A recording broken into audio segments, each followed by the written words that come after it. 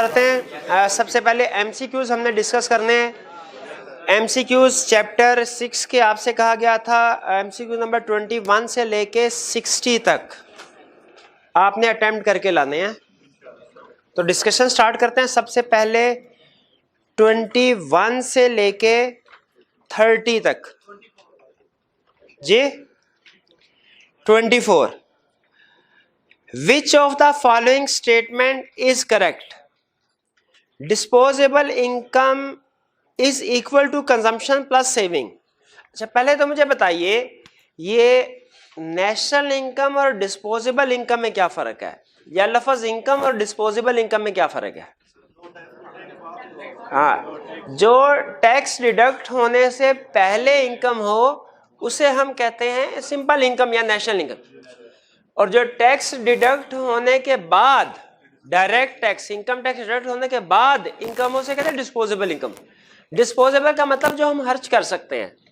तो अगर मेरी सैलरी फॉर एग्जांपल 1000 है, उसमें से 100 टैक्स डिडक्ट हो जाता है, तो मेरे लिए डिस्पोजेबल इनकम जिसको मैं खर्च कर सकता हूँ वो 900 है, वो 1000 नहीं है।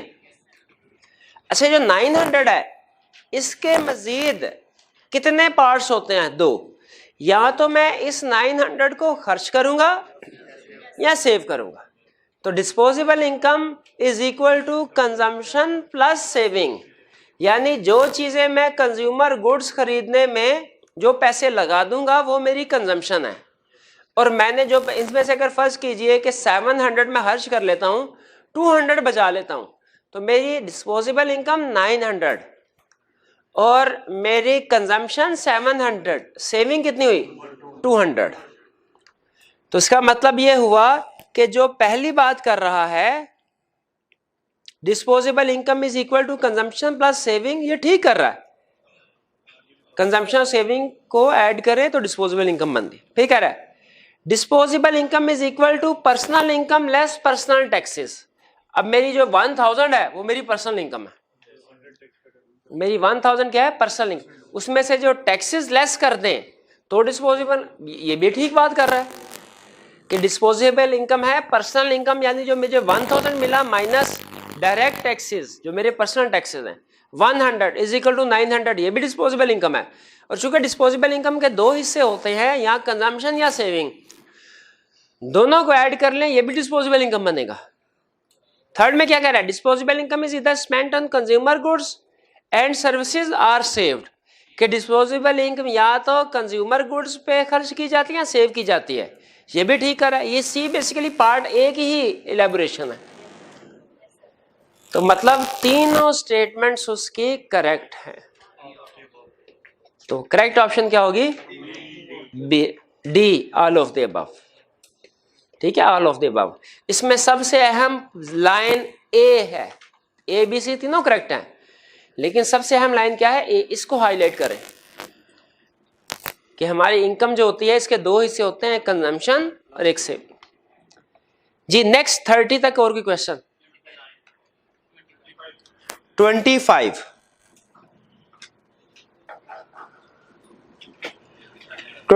में कह रहा है consider the following with reference to circular flow of national income. Circular flow of national income के हवाले से इनको कंसीडर कीजिए। Subsidies on agriculture produce, import of capital goods, export of consumer goods, divide of withholding tax. Which of impose करना, impose किया, tax levied. Which of the above represent injections into the circular flow of national income. कह रहे हैं इनमें से कौन सी है जो कि circular flow of national income में इंजेक्शन को रिप्रेजेंट कर रही है? बताइए सब्सिडी क्या होता है जी? सब्सिडी इंजेक्शन है या के विड्रॉल है? इंजेक्शन, ठीक है। इसके बाद import of capital gains, import withdrawal, exports injection, taxes withdrawal. इसका मतलब है ए और सी जो है ये हमारे इंजेक्शन है और बी और डी विड्रॉल है। पूछ क्या रहा है? इंजेक्शन। तो कौन सी होंगी? ए और सी, यानी सी पार्ट होगा 25 का। जी यही समझ आई? हमें विड्रॉल और इंजेक्शन के बारे में पूछ रहा है। क्लियर? और कोई क्वेश्चन 30 तक? 30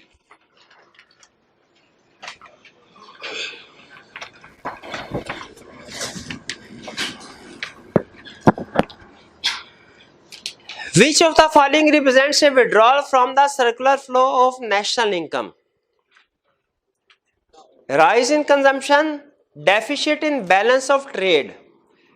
बैलेंस ऑफ ट्रेड किसको कहते हैं? देखिए, बैलेंस ऑफ ट्रेड या बैलेंस ऑफ पेमेंट, फिलहाल एक ही चीज समझे, यहां पे लिख लीजिए, बैलेंस ऑफ ट्रेड या बैलेंस ऑफ पेमेंट एक ही बात समझिए। कंजम्पशन इंक्रीज होगी, क्या ये विड्रॉल है? Deficit in balance of trade, deficit का मतलब क्या है? डेफिसिट का मतलब इंपोर्ट ज्यादा है, एक्सपोर्ट्स कम है।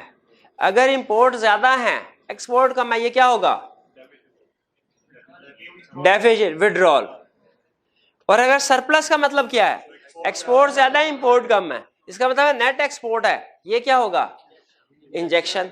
तो उसने विड्रॉल का पूछा है, करेक्ट ऑप्शन क्या हुई? बी। जी और कोई क्वेश्चन? 30 तक और कोई क्वेश्चन नहीं? चलिए 31 से 40 तक। 31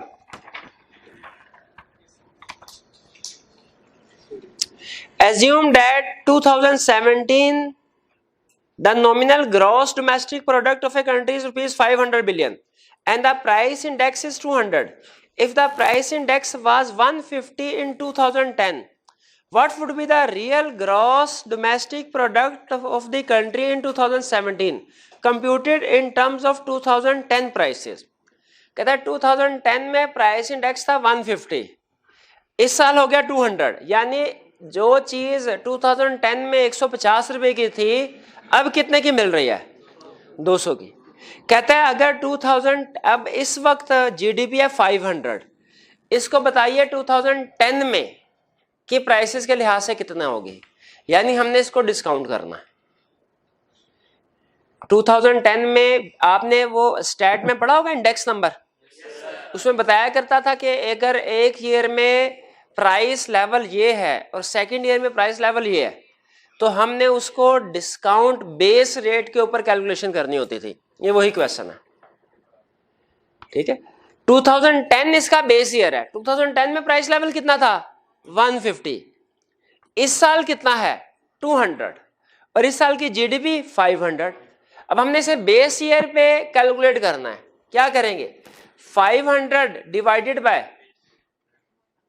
डिवाइडेड बाय प्राइस इंडेक्स इस वक्त 200 है, यानी प्राइसेस बढ़ी हैं, प्राइसेस बढ़ी है। तो इस वक्त बताइए हमारा जो रियल जीडीपी कैलकुलेट होगी वो ज्यादा होगी या कम होगी?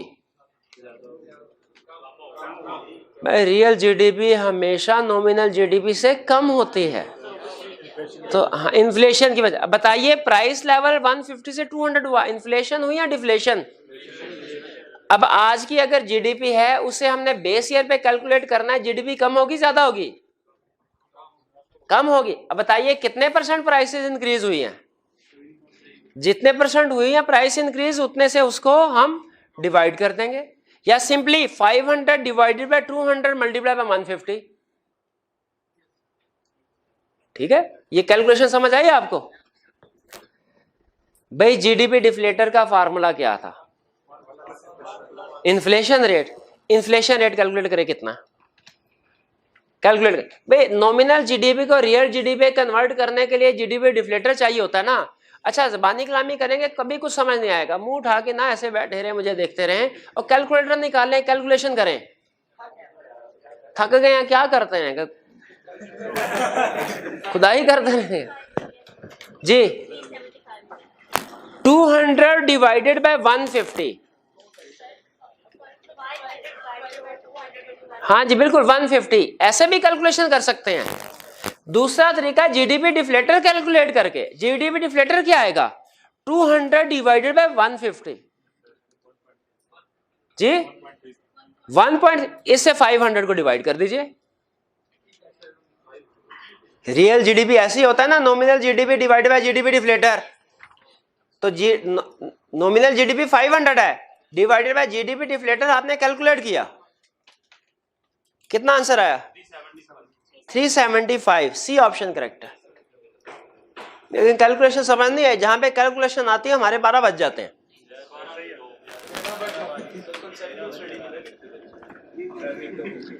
भाई 31 की कुछ समझ आई? चलिए नेक्स्ट 32।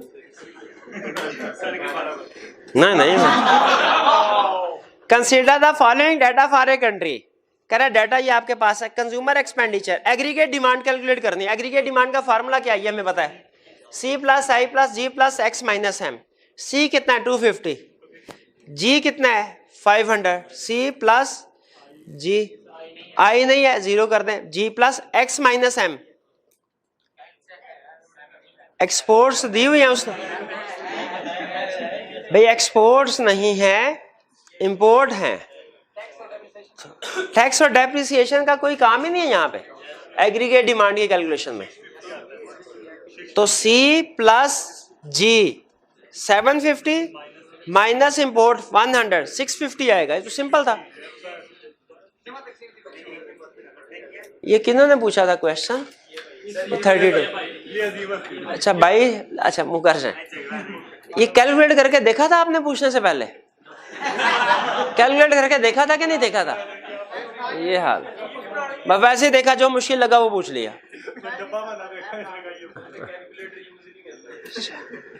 जी 31 से 40 तक और कोई क्वेश्चन पूछना चाहते हो पूछ लें। 34। When economists speak of investment, they are speaking of part of GDP used by household for current use। GDP का वो हिस्सा जो हाउसहोल्ड यूज कर, वो तो कंजम्पशन होता है भाई। B, the part of GDP past and present that has been set aside to add to productive capacity, जो कि अलहदा रख दिया गया है ताकि बाद में प्रोडक्शन कैपेसिटी को यूज करने के लिए इस्तेमाल किया है। वो तो सेविंग, जो सेट असाइड है वो तो सेविंग होगी हमारी। C, the part of GDP that the government devotes to the construction of roads, airports and the like, ये तो G होगा हमारा, ये तो गवर्नमेंट एक्सपेंडिचर हो जाएगा ना। Next, the part of GDP used by business, इसको अंडरलाइन करें, to add to productive capacity and by household to add to their stock of new houses. ये इन्वेस्टमेंट होता है जो बिजनेसमैन करते हैं। अच्छा इंटरेस्टिंगली, हाउस होल्ड जो भी एक्सपेंस करेंगे वो कंजम्पशन होता है, सिवाय एक के। हाउस होल्ड जो भी खर्चा करेंगे वो कंजम्पशन होता है, सिवाय एक, नया घर बनाने के। अगर हाउस होल्ड नया घर बनाते हैं वो कंजम्पशन नहीं कहलाता, वो इन्वेस्टमेंट कहलाता है। ठीक है, वो इन्वेस्टमेंट कहलाता है। तो इसमें करेक्ट ऑप्शन हमारी कौन सी हुई? डी। जी बिल्कुल, इन्वेस्टमेंट से मुराद ये है जो बिजनेसमैन प्रोडक्टिव कैपेसिटी को इंक्रीज करने के लिए खर्च करते हैं, या जो हाउस होल्ड नए घर बनाते हैं। जी 40 तक और कोई क्वेश्चन?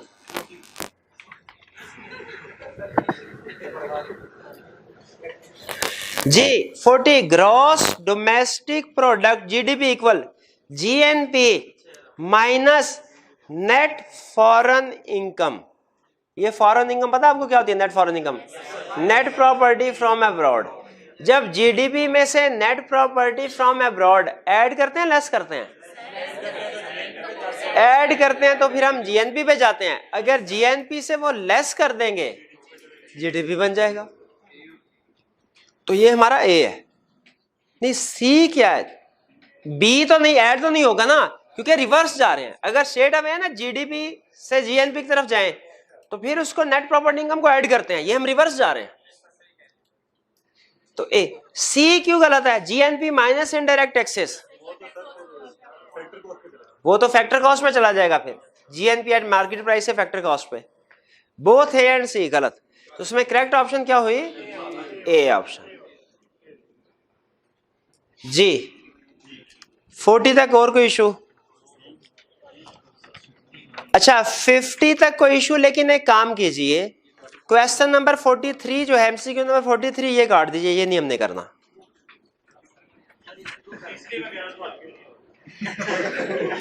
और आपने 10 घंटे इसी क्वेश्चन को समझने में लगा दिए होंगे, है ना? 40 जी 50 तक कोई क्वेश्चन हो तो पूछ लीजिए। नहीं पेंडिंग नहीं, इसको काट दें, 43 काट दीजिए जी। और की क्वेश्चन 41 सुनिए। Disposable income is the same as personal income.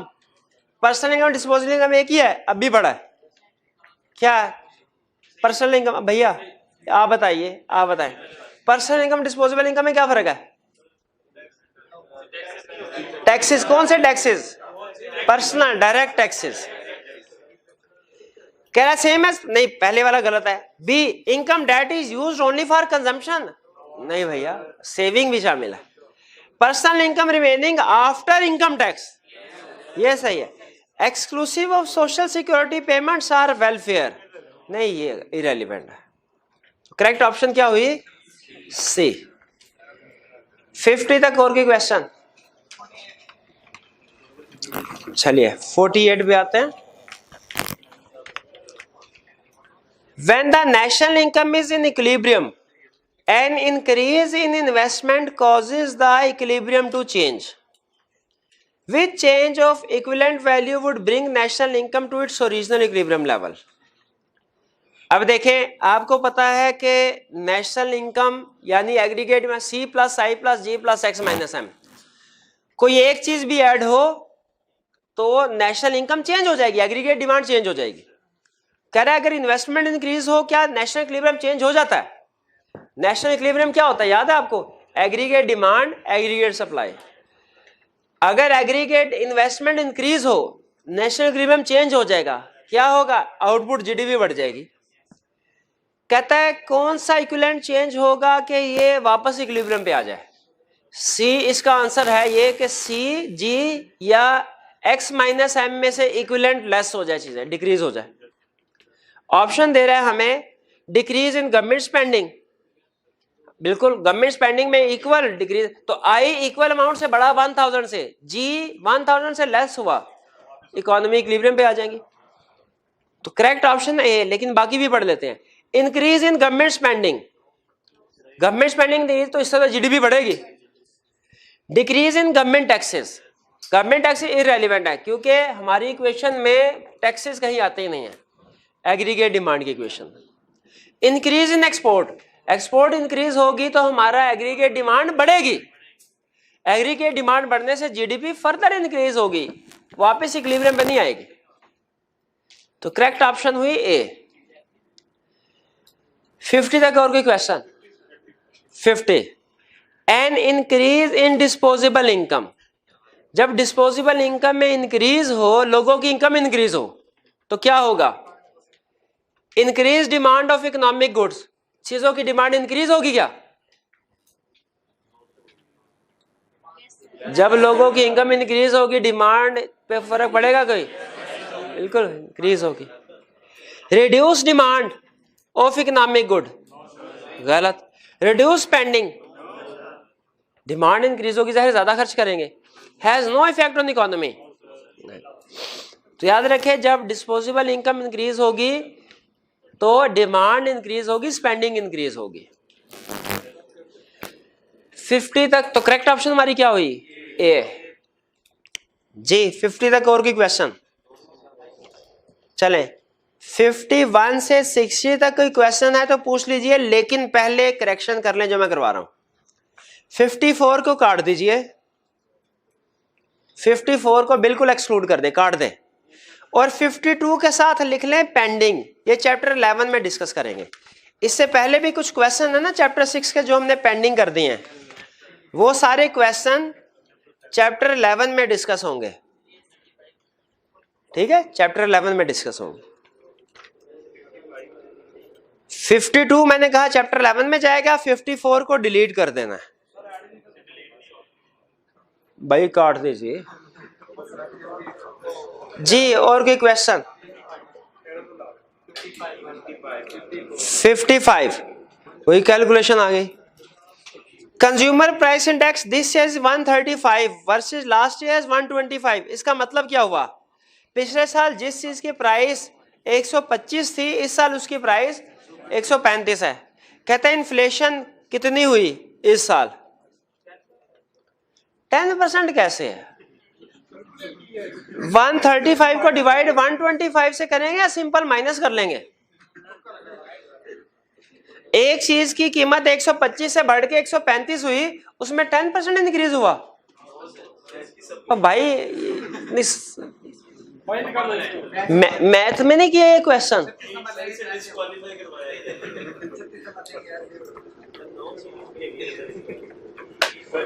करें कैलकुलेशन करें जरा। 8% कैसे कैलकुलेट किया? 135 डिवाइड बाय 125। अब वो कहेगा सर ये तो 108 आ रहा है, देखना।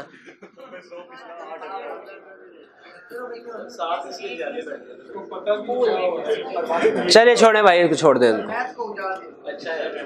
जी। 60 तक कोई और क्वेश्चन? कोई क्वेश्चन नहीं, बाकी सारे इजी हो गए तो कोई प्रॉब्लम तो नहीं? एक सारा उसी आ गया भैया, मैं इसका कुछ नहीं कर सकता। कल के लिए सुन लीजिए, कल के लिए आपका एमसीक्यूज हैं। अच्छा सॉरी, कल तो है फ्राइडे, तो कल हमारा लेक्चर वैसे थोड़ा ड्यूरेशन कम होती है, और कल चीजें भी मैंने अहम करवानी है आपको, इसलिए कल एमसीक्यूज नहीं होंगे। परसों डिस्कस होंगे और 61 से लेके 90 तक पूरे आपके एमसीक्यूज डिस्कस होंगे परसों, और 61 से लेके 90 तक पूरे। हाँ, इसमें नोट कर लीजिए कि आपने 69 एमसीक्यू नहीं करना, 69 डिलीट कर दें, 76 भी डिलीट कर दें।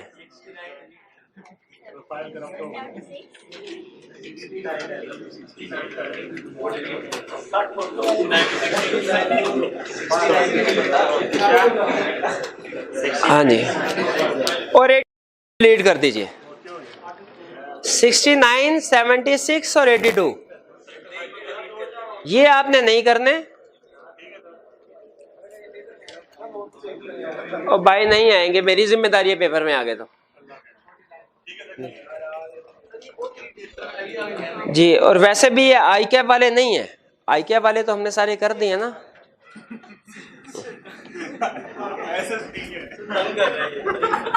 जी। चलिए बस कर लीजिए, अब वापस टॉपिक की तरफ चलते हैं। प्रीवियस लेक्चर में हमने चैप्टर 6 को कंक्लूड किया। चैप्टर 6 में कोई क्वेश्चन पूछना चाहते हो पूछ लीजिए जी। AD is equal to GDP कहना थोड़ा सा गलत है, क्योंकि एग्रीगेट डिमांड इंक्रीज होने से जीडीपी इंक्रीज होती है। जो हम डायग्राम बनाते हैं उसमें एग्रीगेट डिमांड तो हमारा कर्व होता है, और जीडीपी एक्स एक्सिस पे हम कैलकुलेट कर रहे होते हैं। ठीक है, तो एग्रीगेट डिमांड में और जीडीपी में फर्क है।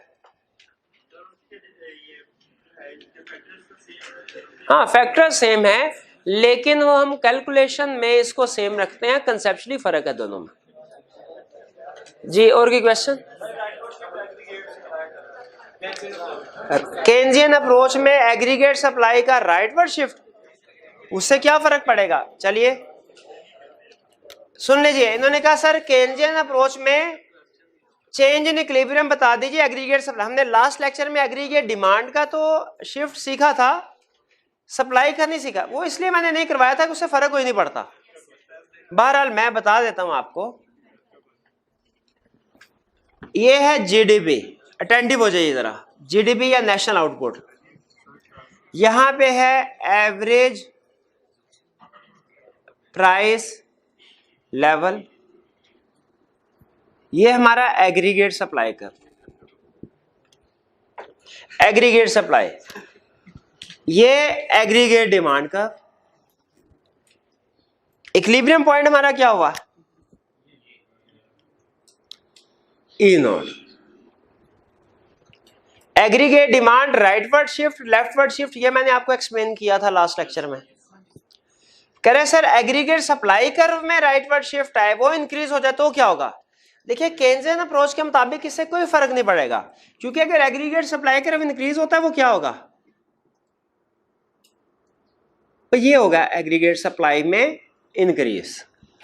अब बताइए क्या एग्रीगेट सप्लाई इंक्रीज होने से इक्विलिब्रियम पे फर्क पड़ा? कोई फर्क नहीं पड़ा। ठीक है, इसी तरह अगर एग्रीगेट सप्लाई डिक्रीज हो जाए वो यहां पे आ जाएगा, फिर भी कोई फर्क नहीं पड़ेगा। तो अगर इकोनॉमी स्पेयर कैपेसिटी पे है, इससे केन्स ने क्या नतीजा निकाला? अगर इकोनॉमी स्पेयर कैपेसिटी पे है तो एग्रीगेट सप्लाई के इंक्रीज डिक्रीज होने से कोई फर्क नहीं पड़ता। हाँ, अगर इकोनॉमी फुल कैपेसिटी पे है फिर एग्रीगेट सप्लाई से फर्क पड़ेगा। हाँ जी बिल्कुल, ठीक है। जैसे अगर फर्ज कीजिए, वो भी दिखा दूं आपको स्पेयर कैपेसिटी। अगर फर्ज कीजिए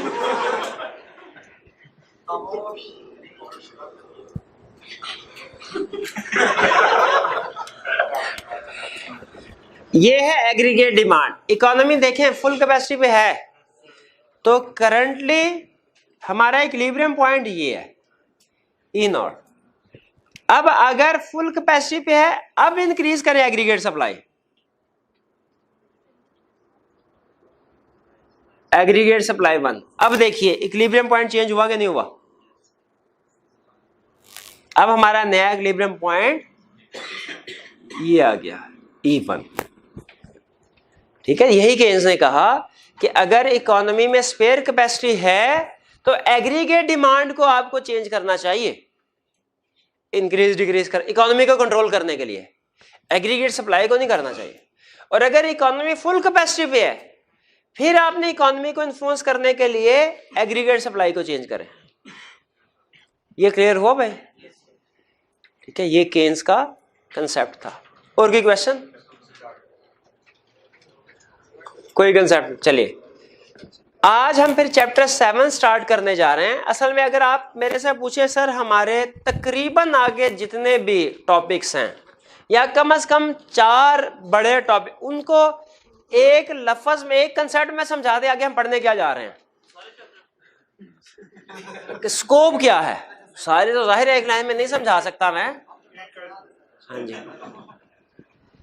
तो मैं कहूंगा कि हमने एग्रीगेट डिमांड के बारे में क्या पढ़ा? Aggregate demand is equal to C plus I plus G, C plus I plus G plus, यही क्वेश्चन पढ़ी हमने। अगले जो हमारे 4 बड़े चैप्टर्स हैं उनमें हम इन्हीं चारों कंपोनेंट्स को डिटेल में स्टडी करेंगे।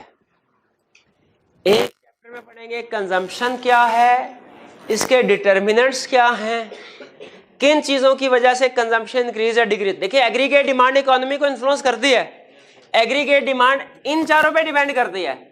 अब अगर हम सब्जेक्ट को डिटेल में पढ़ना चाहते हैं तो हमें यह देखना पड़ेगा कि फिर ये वाले डिटर्मिनेंट किन पे डिपेंड करते हैं। एग्रीगेट डिमांड इकोनॉमी को कंट्रोल करती है, इन्फ्लुएंस करती है, एग्रीगेट डिमांड इन पे बेस करती है। तो फिर अगर हम सब्जेक्ट को मजीद डिटेल में पढ़ना चाहते हैं तो हमें सीखना पड़ेगा कि ये जो 4 फैक्टर्स हैं ये किन चीजों पे डिपेंड करते हैं। ठीक है, मजीद डिटेल में पढ़ना पड़ेगा। तो अब जो हमारे नेक्स्ट टॉपिक होंगे उनमें हम कंजम्पशन को डिटेल में स्टडी करेंगे, फर्दर एनालिसिस, इन्वेस्टमेंट को डिटेल में एनालिसिस करेंगे, गवर्नमेंट स्पेंडिंग का डिटेल में एनालिसिस करेंगे और एक्सपोर्ट और इंपोर्ट का डिटेल में एनालिसिस करेंगे।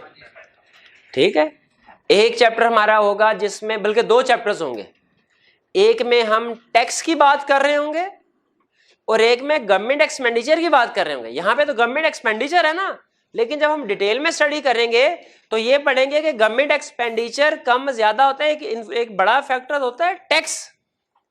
कि टैक्स कितना आया। तो गवर्नमेंट एक्सपेंडिचर और टैक्स चूंकि इंटर रिलेटेड है, तो हमने एक टॉपिक में डिटेल में पढ़ना है टैक्स सिस्टम के बारे में, और एक में पढ़ेंगे गवर्नमेंट एक्सपेंडिचर के बारे में। फिर एक टॉपिक आएगा जिसमें हम इंपोर्ट और एक्सपोर्ट के बारे में पढ़ेंगे, और खास तौर पे जो इनका अकाउंट होता है जिसे बैलेंस ऑफ पेमेंट कहते हैं वो, और एक्सचेंज रेट भी आपको होता है। बैलेंस ऑफ पेमेंट और एक्सचेंज रेट ये इंटरलिंक्ड है। एक चैप्टर आएगा हमारा जो कि इस सेक्शन से रिलेट, एक होगा जो कि गवर्नमेंट एक्सपेंडिचर प्लस टैक्सेस से रिलेट कर, ये डिस्कशन होनी है। ये समझ लीजिए आगे आपको जो मैक्रो इकोनॉमिक्स में हमने चीजें पढ़नी है उनकी समरी बता रहा हूं, सिलेबस बता रहा हूं। एक हमने एक्सपोर्ट माइनस इंपोर्ट इस सेक्शन से रिलेटेड पढ़ना है, वो क्या होगा, balance of payment plus exchange rate, क्योंकि ये दोनों इंपोर्ट एक्सपोर्ट से लिंक करते हैं। प्लस कुछ छोटे मोटे टॉपिक होंगे कि इंपोर्ट को कैसे कम करना चाहिए, एक्सपोर्ट को कैसे बढ़ाना चाहिए, ठीक है, वो छोटे मोटे।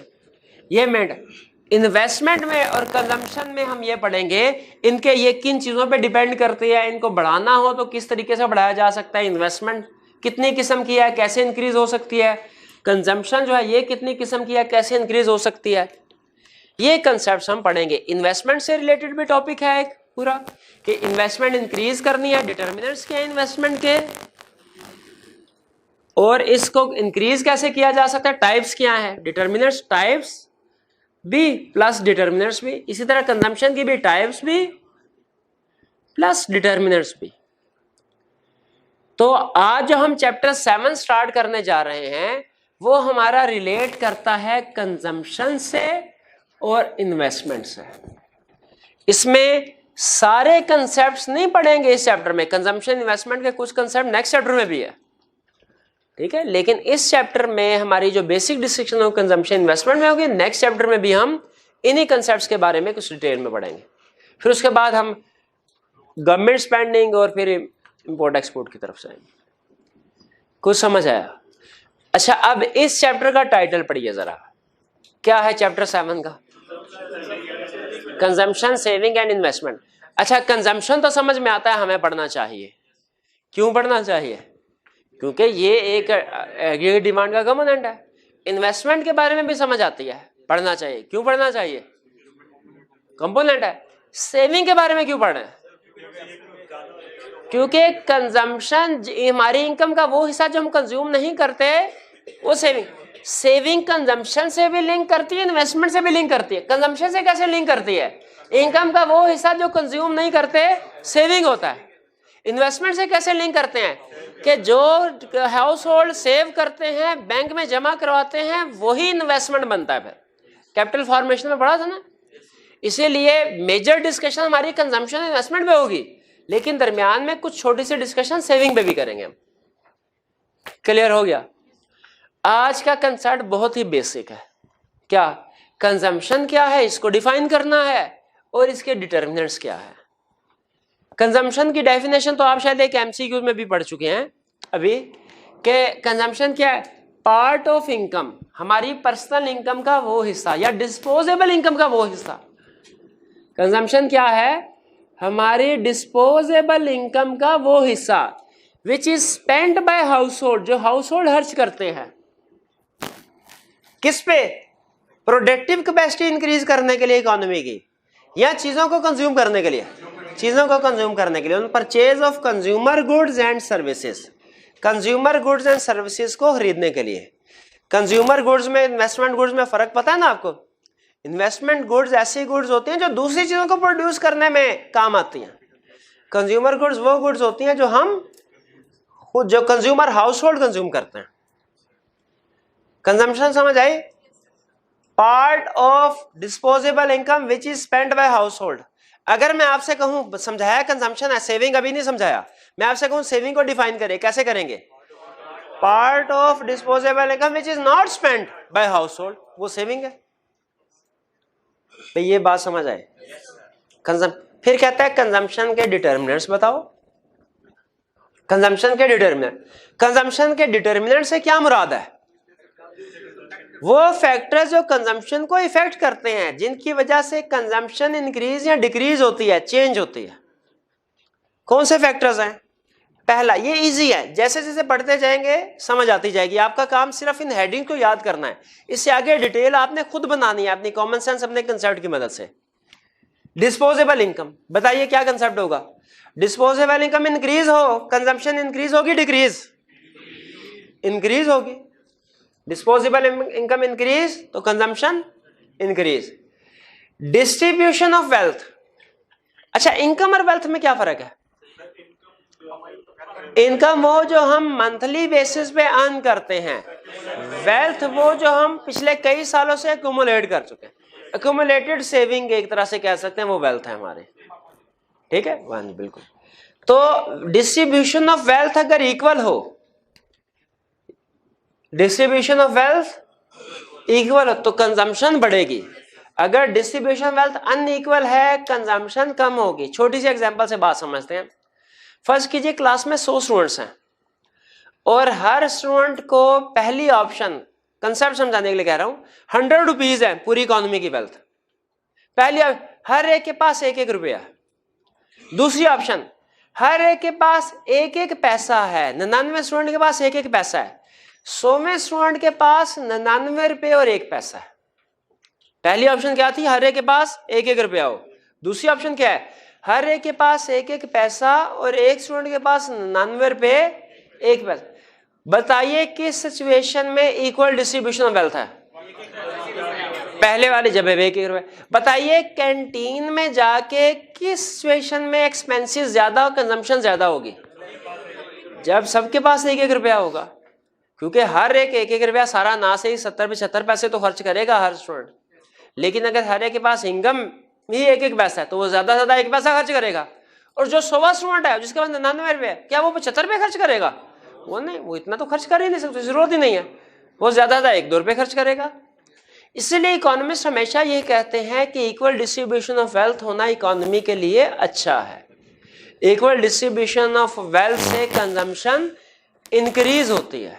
तो जरा मुझे सोच के बताइए, हमने कंपैरिजन पढ़ा था एक वक्त में चैप्टर 1 का इस्लामिक इकोनॉमिक सिस्टम का कैपिटलिस्ट इकोनॉमी से। दोनों फेवर करते हैं इक्वल डिस्ट्रीब्यूशन ऑफ वेल्थ को, लेकिन equal distribution of wealth capitalist economy में कम होती है। कैपिटलिस्ट इकोनॉमी में या हमारी जो ट्रेडिशनल इकोनॉमिक सिस्टम होते हैं अदर देन इस्लामिक सिस्टम, उसमें इक्वल डिस्ट्रीब्यूशन ऑफ वेल्थ कैसे की जाती है? मैकेनिज्म क्या होता है? टैक्सेस के जरिए से अमीर लोगों से टैक्स लिया जाता है, गरीब लोगों को दिया जाता है। और इस्लामिक इकोनॉमिक सिस्टम में डिस्ट्रीब्यूशन ऑफ वेल्थ कैसे? ज़कात एंड सदका। शाबाश। तो ये कंसेप्ट समझ आया? डिस्ट्रीब्यूशन ऑफ वेल्थ इक्वल होगी तो कंजम्पशन बढ़ेगी। एक्सपेक्टेशन अबाउट प्राइस चेंजेस, अगर आपको पता चले, ये इस कंसेप्ट को पढ़ते पढ़ते आपको डिमांड के डिटरमिनेंट शाबाश याद आएंगे। एक्सपेक्टेशन अबाउट प्राइस चेंज, आज को पता चले पेट्रोल की प्राइस इंक्रीज होने वाली है, आज की डिमांड या कंजम्पशन क्या होगी? बढ़ जाएगी। तो अगर एक्सपेक्टेशन ऑफ प्राइसेस इंक्रीज होंगी फ्यूचर में, कंजम्पशन बढ़ जाएगी। और अगर एक्सपेक्टेशन ऑफ प्राइसेस डिक्रीज होंगी, कंजम्पशन, क्योंकि लोग कहेंगे अच्छा जब प्राइसेस डिक्रीज होंगी तभी खर्च कर लेंगे। चेंज इन इंटरेस्ट रेट, ये बताइए मेरे भाई, कंसेप्ट समझ आ रहा है तो आप एक्सप्लेन कीजिए। चेंज इन इंटरेस्ट रेट का कंजम्पशन में क्या फर्क है? अगर State Bank of Pakistan interest rate कम कर दे, मैं कंजम्पशन के ऊपर इफेक्ट पूछ रहा हूं, या इसको ऐसे लेते हैं, फर्ज कीजिए गाड़ियां लीज पे लेनी है बैंक से और बैंक ने इंटरेस्ट रेट कम कर दिया, तो कंजम्पशन क्या होगी? और अगर बैंक इंटरेस्ट रेट बढ़ा दे, कंजम्पशन कम होगी। ठीक है, क्योंकि असल में लोग बैंक से उधार लेके भी चीजें खरीदते हैं। अगर बैंक का इंटरेस्ट रेट ज्यादा होगा तो लोग उधार लेके चीजें नहीं खरीदेंगे, इंटरेस्ट रेट कम होगा तो फिर उधार लेके चीजें खरीदेंगे। तो इंटरेस्ट रेट ज्यादा होने से कंजम्पशन, इंटरेस्ट रेट ज्यादा, कंजम्पशन क्या होती है? खुदा का खौफ कर रही है। कहीं और थे तो चुप करके उधर पहुंचे रहे ना, इस सवाल का जवाब तो ना दे, पहुंचे कहीं और है, जवाब इधर दे रहे हैं। अच्छा अच्छा उन्होंने इधर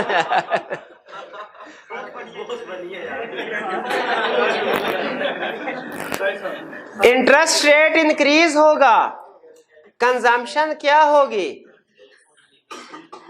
कंजम्पशन डिक्रीज हो जाएगी। इंटरेस्ट रेट डिक्रीज होगा तो कंजम्पशन बढ़ जाएगी। Change in tax rate, tax rate का भी इफेक्ट तकरीबन वही है जो इंटरेस्ट रेट का है। टैक्स रेट बढ़ेगा, अगर मेरी जो इनकम है उस पर ज्यादा टैक्स लग जाए, मेरी डिस्पोजेबल इनकम कम होगी, मेरी डिस्पोजेबल इनकम कम होगी तो मेरे पास खर्च करने के लिए पैसे भी कम होंगे, हमारा कंजम्पशन कम हो जाएगी। टैक्स रेट इंक्रीज होगा, कंजम्पशन कम हो जाएगी। और अगर टैक्स रेट डिक्रीज होगा, कंजम्पशन ज्यादा हो जाएगी। क्रेडिट अवेलेबिलिटी, उधार की सहूलत मौजूद है तो उधार की क्रेडिट अवेलेबिलिटी मौजूद है, कंजम्पशन ज्यादा हो जाएगी।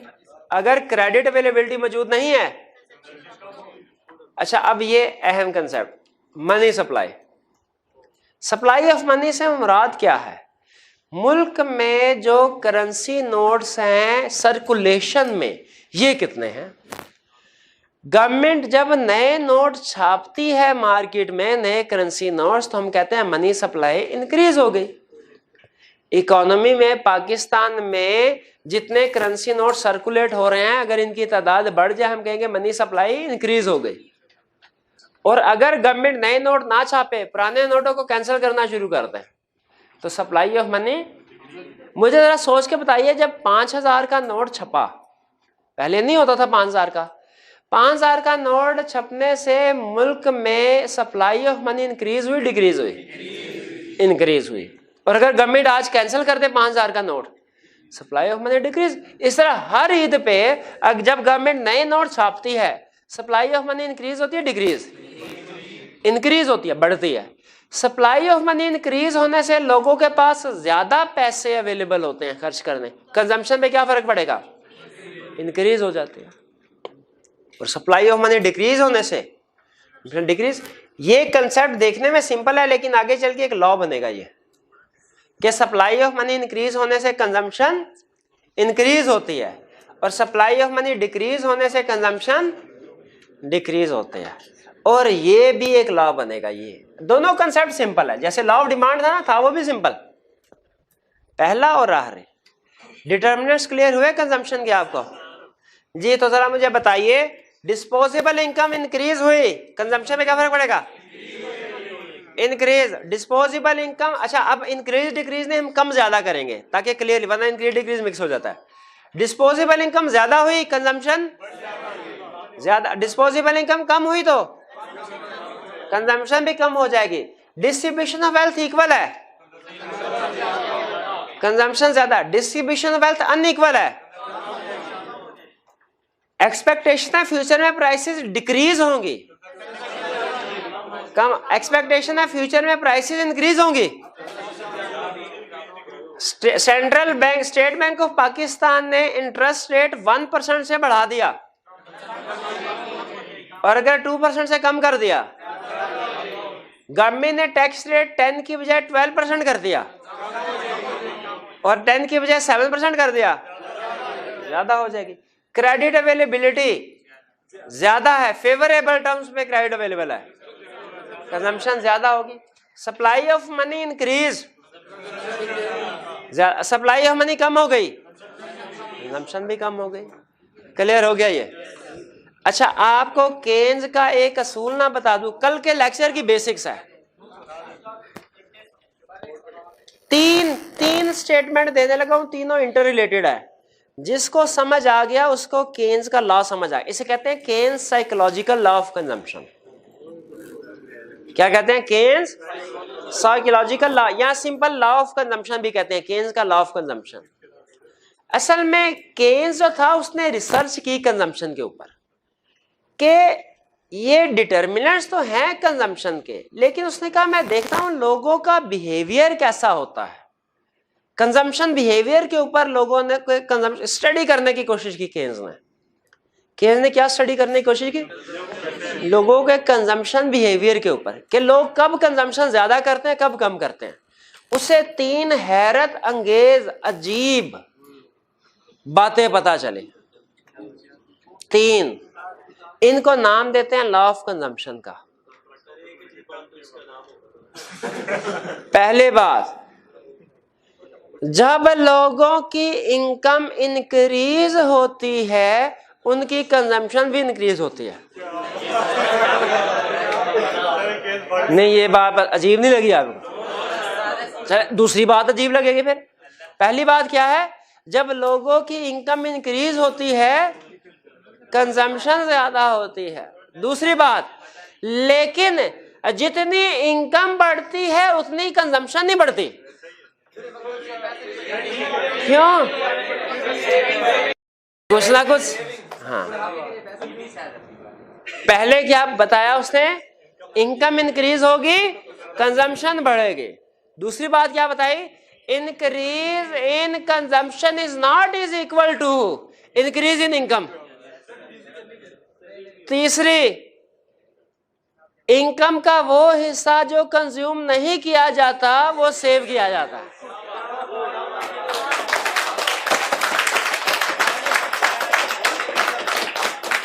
नहीं समझ आई बात की? फिर सुने, 3 बातें बताई उसने। पहली बात, इनकम इंक्रीज होगी, कंजम्पशन इंक्रीज होगी। दूसरी बात, लेकिन कंजम्पशन उतनी इंक्रीज नहीं होगी जितनी इनकम है। क्यों? क्योंकि लोग सारी की सारी इनकम कंज्यूम नहीं करते, कुछ ना कुछ सेव भी करते हैं। What is not consumed is saved. नहीं, फिर से केयन्स का साइकोलॉजिकल लॉ ऑफ कंजम्पशन। पहला क्या? इनकम इंक्रीज होगी, कंजम्पशन इंक्रीज होगी, लेकिन increase in consumption increase in income के इक्वल, क्योंकि लोग सारी चीजें कंज्यूम नहीं करते। What is not consumed is saved. ठीक है, चलिए इसके ऊपर कल इंशाल्लाह देखें। ये इतना आसान लॉ नहीं है, उसने आगे रिसर्च करके बताया, हमें अभी समझ नहीं आएगा ना समझ, जब तक के डायग्राम नहीं आएगी। शाबाश। तो कल के लेक्चर में इंशाल्लाह डायग्राम के साथ इसको डिस्कस करते हैं।